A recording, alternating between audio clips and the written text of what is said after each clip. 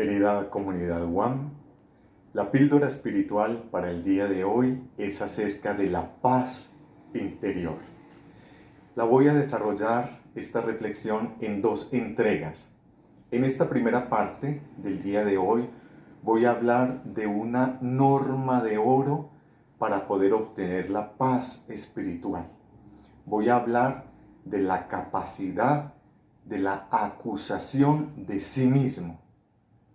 Y lo voy a hacer a partir de una meditación muy profunda de San Doroteo Abad, un monje que vivió por allá en el siglo VII y que nos da esta recomendación acerca del camino espiritual, cómo progresar en el camino espiritual en la consecución de la paz interior.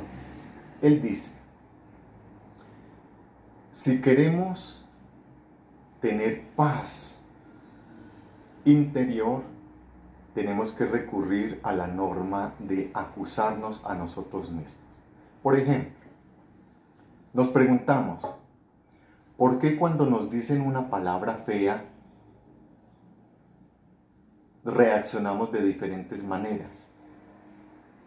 Si quien nos dice esa palabra es una persona cercana, si es una persona a quien amamos, si es un familiar, o si es una persona extraña, un desconocido, o incluso si es una persona a quien nosotros odiamos o tenemos un resentimiento, nuestra reacción es muy distinta. Entonces, ¿de dónde depende la reacción, nuestro modo de responder? Obedece a un estado de ánimo interior. Obedece a una capacidad de reaccionar con paciencia, con tolerancia o con impaciencia e intolerancia. ¿Cuál es la causa de esa reacción interior? El dominio de mí mismo, la capacidad que yo tenga de tolerar. ¿Y de dónde depende esa capacidad de tolerar?